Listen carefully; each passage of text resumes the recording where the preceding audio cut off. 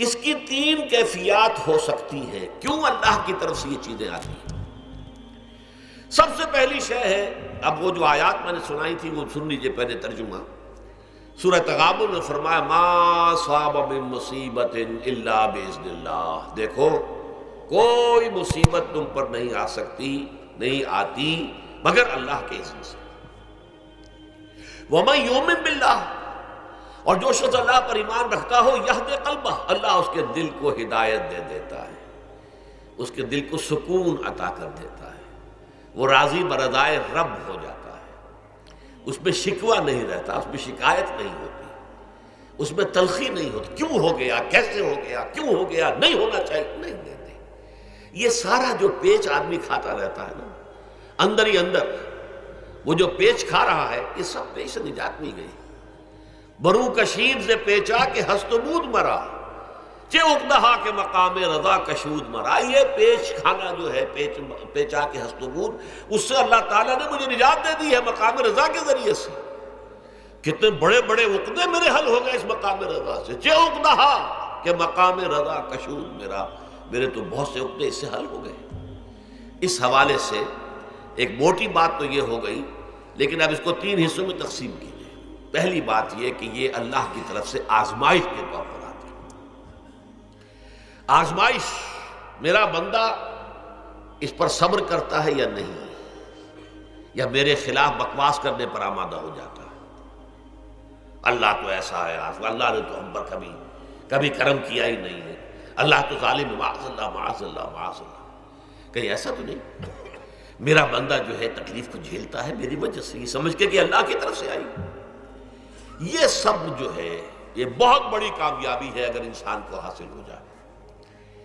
اور اس صبر کے نتیجے میں دو اور باتیں پیدا ہوتی ہیں.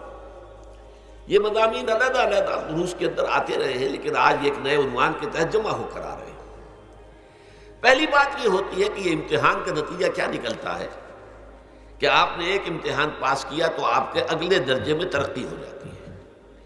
5ویں کا امتحان پاس کر لیا نا تو 6ٹھی میں جائیں گے. اب 6ٹھی کا امتحان پاس کریں گے تو 7ویں میں جائیں گے. 7ویں کا پاس کریں گے تو 8ویں میں. درجہ بدرجہ انسان کی دینی، ایمانی اور روحانی ترقی کا ذریعہ یہ آزمائش ہوتی ہے.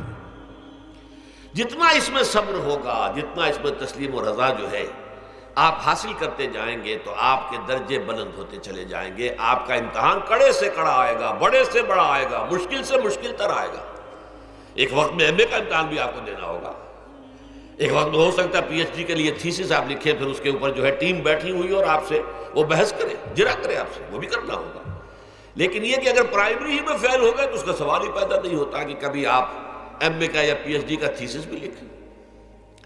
اور اسی کو دوسرے انداز میں کہا گیا ہے قرآن مجید میں وَلِيُبْلِيَ الْمُؤْمِنِينَ مِنْهُ بَلَاءً حَسَنًا. اصل میں ابلا کہتے ہیں، بلا یبلو جو ہے عربی زبان میں آتا ہے آزمانا.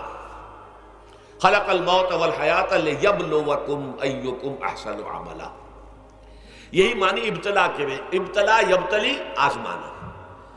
ابلا یبلی جو آتا ہے باب افعال سے، اس میں آتا ہے کسی کو کسی تکلیف میں ڈال کر اس کو نکھارنا، کہ اس کا جوہر نکھر جائے، اس کے اندر جو خیر ہے وہ اور چمک جائے، لوگوں کو بھی معلوم ہو جائے کہ یہ شخص اس مقام کا اہل ہے، اس کے اندر یہ صلاحیت ہے، اس میں یہ قوت موجود ہے. تو یہ گویا کہ اہل ایمان کی صلاحیتوں کو نکھارنے کے لیے اور ان کے درجات کی ترقی کے لیے بھی اللہ تعالیٰ دنیا کے اندر یہ مصیبتیں اور امتحانات جو ہیں آزمائش کے حوالے سے افراد پر بھی اجتماعی طور پر بھی لاتا ہے. اور ایک اس کا اور بھی ہے، اہل ایمان پر اس طرح کے ابتلاء و آزمائش کی ایک نوعیت اور بھی ہے، اور وہ یہ ہے کہ جو بھی آپ سے غیر ارادی طور پر یا یہ کہ آپ نے کوئی گناہ ارادی طور پر بھی کر لیا، اللہ تعالیٰ اس کی سزا اسی دنیا میں دے کر آخرت کی سزا سے محفوظ کر دیتا.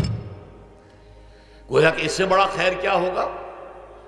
یہاں کی سزا کیا ہے؟ جھیل لی آپ نے، بخار آ گیا، ٹانگ ٹوٹ گئی، چلیے 3 مہینے آپ بستر پر پڑے رہے نا، اور کیا ہوا؟ کچھ نہیں. لیکن یہ کہ آخرت کی سزا ملتی ہے بہت عظیم ہوتی ہے. لہذا کفارہ بناتا ہے اللہ تعالیٰ گناہ، ان جو بھی گناہ ہو گئے ہیں، غلطیاں ہو گئی ہیں، ان کا کفارہ اللہ تعالیٰ بندہ مومن کے لیے، حضور کی ایک حدیث ہے، اس کا متن مجھے اس وقت یاد نہیں ہے، کہ مومن کا معاملہ عجیب ہے، اسے کوئی تکلیف پہنچتی ہے صبر کرتا ہے، وہ اس کے گناہوں کا کفارہ بن جاتا ہے، اور اگر کوئی خوبی ملتی ہے تو اللہ تعالیٰ کا شکر ادا کرتا ہے، اس کے درجات بلند ہو جاتے ہیں۔ تو یہ معاملہ جو ہے اللہ تعالیٰ کی طرف سے بندہ مومن کے حق میں خیر، کہ در حقیقت اس کے ان گناہوں کی پاداش کہ جو اس نے یہاں کر لیے ہیں یہی دنیا میں دے کر دھو دیا جائے، پاک کر دیا جائے۔ جیسے آپ کو معلوم ہے دھوبی جو ہے کپڑے کو بھٹی میں چڑھاتا ہے، گرم پانی میں ڈالتا ہے کہ ڈالتا ہے تاکہ اس کا میل نکلے، اس کے آگے پٹکتا بھی ہے ذرا اس کو تاکہ وہ میل اچھی طرح چھٹ جائے اس سے۔ اسی طرح اگر دنیا میں ہمارے میل چھٹ جائیں، دنیا میں اگر ہمارے گناہ دھل جائیں تو یہ بڑے نفع کا سودا ہے، بڑے نفع کا سودا ہے، بڑے نفع کا سودا ہے۔